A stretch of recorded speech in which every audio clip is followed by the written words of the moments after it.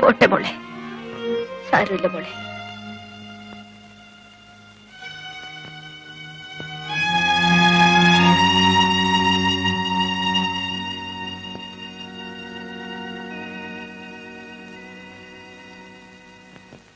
சொந்த ஆവശ്யத்துக்கு இவ்வளவு ரூபா செலவாச்சு நீ சொன்னா நான் நம்ப மாட்டேன். நான் அவ்வளவு ஃபூலா? நான் தான் அந்த பணத்தை பாக்கலன்னு சொன்னேனே. 5000 10,000 பரவாயில்லை, இது லட்சம் ரூபாயாக்கும். அது எங்க போச்சு? உனக்கு தெரியாம அந்த ரூபாய் இந்த வீட்டில் எங்க போச்சு? எனக்கு தெரியாது. அப்படின்னா எனக்கு தெரியும். அப்படின்னா ஏன் என்கிட்ட கேக்குறீங்க? நீ அவனுக்கு கொடுத்திருக்கு. எவனுக்கு? என்ன விளையாடுறியா? எனக்கு ஒண்ணுமே தெரியாது நீ நினைச்சிட்டு இருக்கா? நீ எங்க எல்லாம் போறேன்னு எனக்கு தெரியும். நீ யார் கூட எல்லாம் போறேன்னு எனக்கு தெரியும். ஒரு பொண்டாட்டி செய்யக்கூடிய காரியமா செஞ்சுட்டு இருக்க. ஒரு கணவன் செய்யக்கூடிய காரியமா நீங்க செய்யறீங்க. ஆமா, நீங்க எனக்கு யாரு? அது இன்னும் உனக்கு தெரியாதா? அதுதான் இன்னை வரைக்கும் எனக்கு புரியாத சமாச்சாரம். மதுரையிலையும் கோயம்புத்தூர்லயும் உங்களுக்கு வெப்பாட்டீங்க இல்ல? நீங்க எதுக்காக அடிக்கடி பாம்பே போறீங்க? அந்த சிவனை குத்தம் சொல்றீங்களே, நேத்து ராத்திரி அந்த சிவன் வீட்டுல தானே நீங்க தூங்குனீங்க. அந்த சோஃபி என்ன உங்களுக்கு பொண்டாட்டியா? கணவன் செய்யக்கூடியதெல்லாம் பொண்டாட்டி செய்யக்கூடாது. நீங்க சொன்னதுடைய அர்த்தம் எனக்கு புரியல. நீ ஒரு பொம்பளை, அதான் நான் சொல்றதுக்கு அர்த்தம். அப்போ ஆம்பளைங்க என்ன வேணாலும் செய்யலாம் இல்லையா? உங்ககிட்ட பேசி ஜெயிக்கிறதுக்கு இல்ல நான் பேசுறது. அவனை பிடிச்ச போலீஸ்ல கொடுப்பேன். யாரே? அவனே, சிவனே. உன்னையும் ஒரு கள்ள காதலையும் என்ன செய்யணும் எனக்கு தெரியும்.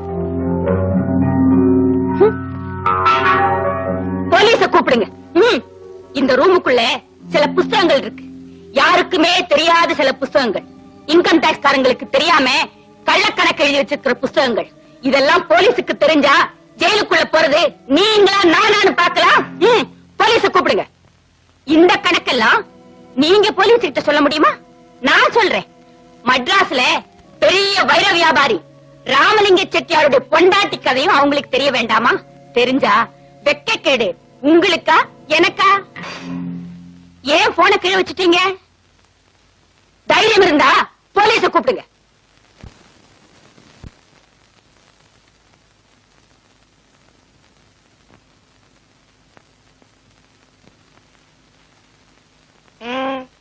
என்ன வேணும் இங்க?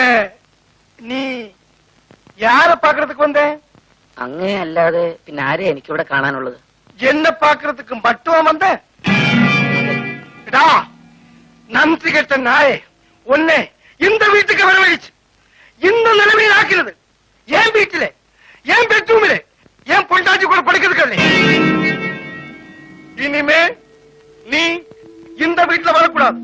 நான் உன் வீட்டிலே வரமாட்டேன். ஜாக்கிரதையா இருக்கணும். இல்ல ஒரு சவம் டெட் பாடி மத்தாசில ஏதாவது குப்பையில கிடப்பேன். Get out!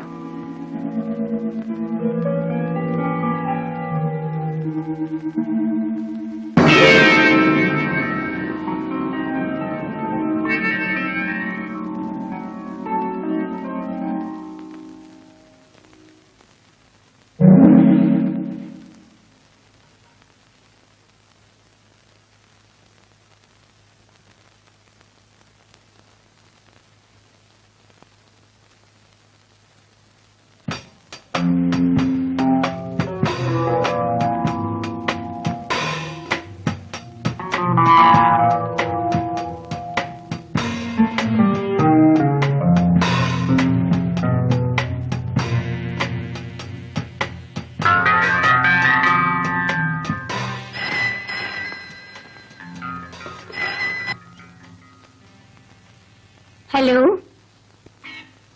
ஆமாங்க, நான் கமலம்மா பேசுறேன்.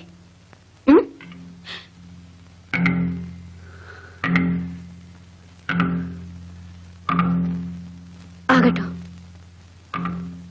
சரி, ஆகட்டும், அப்படியே செய்றேன். சரி.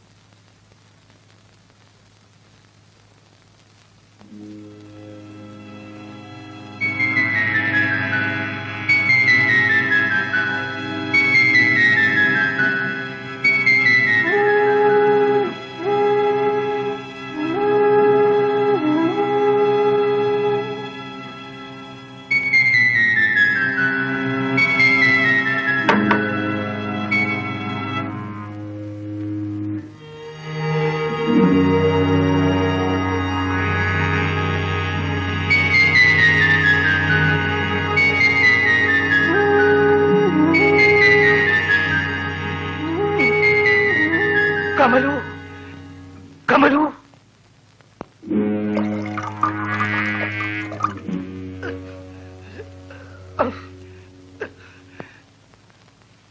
കമലു,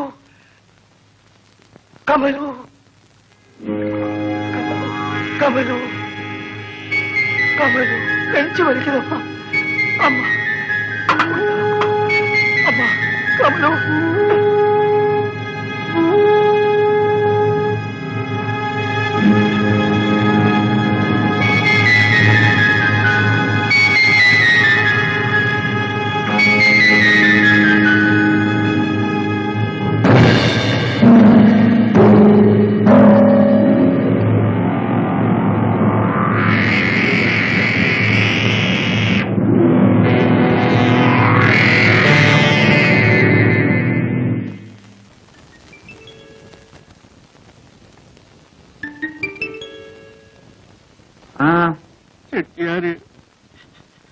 ചെട്ടിയാര് മരിച്ചു. ഓഹോ, ഒരസുഖം ഉണ്ടായിരുന്നില്ല. ഉറങ്ങാൻ വേണ്ടി കിടന്നതാ. അപ്പോ അമ്മ കൊണ്ടുവന്ന് ഒരു ഗ്ലാസ് പാല് കൊടുത്തു. ഉടനെ ക്ഷീണം വർദ്ധിക്കുന്നു എന്ന് പറഞ്ഞു. ഡോക്ടർക്ക് ആള് പോയി. ഡോക്ടർ വരുന്നതിന് മുമ്പ് ചെട്ടിയാര് മരിച്ചു. അപ്പയ്യ എന്തിനാ വിഷമിക്കുന്നത്? എല്ലാരും മരിക്കും. ചെട്ടിയാർ ഒരു വിഡിത്തം കാണിച്ചിട്ടാ മരിച്ചത്. നിങ്ങളെപ്പോലെ കരയാൻ കുറെ ആളുകളെ ഉണ്ടാക്കി വെച്ചു. ഞാൻ മരിച്ചാൽ ആരും കരയില്ല. കാര്യം എന്താണെന്നറിയോ? എനിക്ക് ബന്ധുക്കളില്ല, ബന്ധങ്ങളില്ല. വേഗം ചെല്ല. അയ്യോ, ഞാൻ എന്തിനാ വരുന്നത്? അവരൊക്കെ വലിയ ആൾക്കാർ. അവിടെ എന്നെ പോലുള്ളവർക്ക് എന്താ കാര്യം? അതിനുള്ള നിലയും വില എനിക്കുണ്ടോ? അപ്പയ്യ പൊയ്ക്കോളൂ, പൊയ്ക്കോളൂ.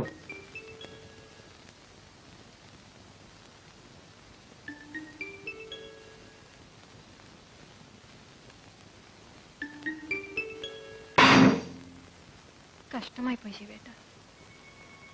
മദ്രാസിൽ നമുക്കുണ്ടായിരുന്ന ഏക ആശ്രയമായിരുന്നു അദ്ദേഹം. ആരെങ്കിലും ആശ്രയിച്ചാണോ നമ്മൾ ജീവിക്കുന്നത്? നമുക്ക് ജീവിക്കണം, അയാൾ അല്ലെങ്കിൽ മറ്റൊരാൾ. ശിവേട്ടൻ തീരെ മനുഷ്യത്വമില്ലാതെയാണ് സംസാരിക്കുന്നത്. ജീവിക്കണമെങ്കിൽ അതില്ലാതിരിക്കുക നല്ലത്. ഇവിടെ ആർക്കാ മനസാക്ഷിയുള്ളത്?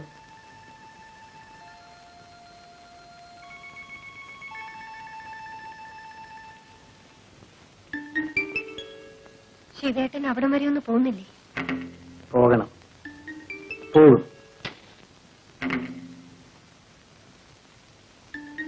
സോഫി, എന്താ ശിവേട്ട? നിന്നോടൊരു കാര്യം പറയാനുണ്ട്. അത് കേൾക്കുമ്പോൾ സോഫി ഞെട്ടരുത്, വിഷമിക്കരുത്, വേദനിക്കരുത്. എനിക്കൊന്നും മനസ്സിലാവുന്നില്ല. നമ്മൾ എവിടെ വെച്ച് കണ്ടുമുട്ടിയെന്ന് എനിക്കറിയാം, എങ്ങനെ ജീവിച്ചു എന്ന് എനിക്കറിയാം. ഇവിടം വരെ എത്തി.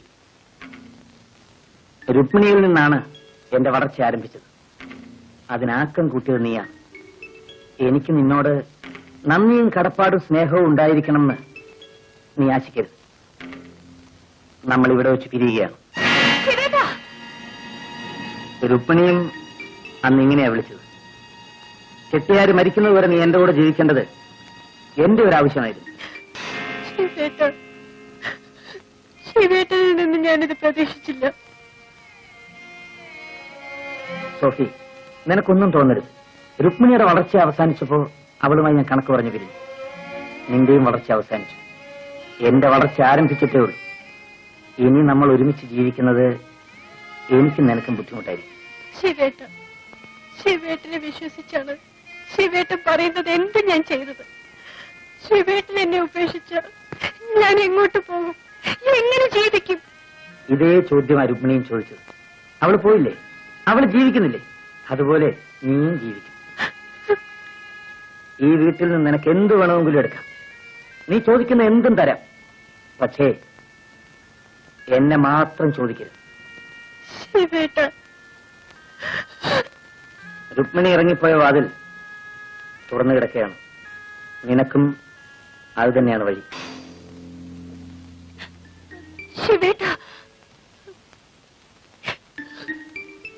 യാത്ര പറയാൻ ഇനി എന്നെ കാണണമെന്നില്ല.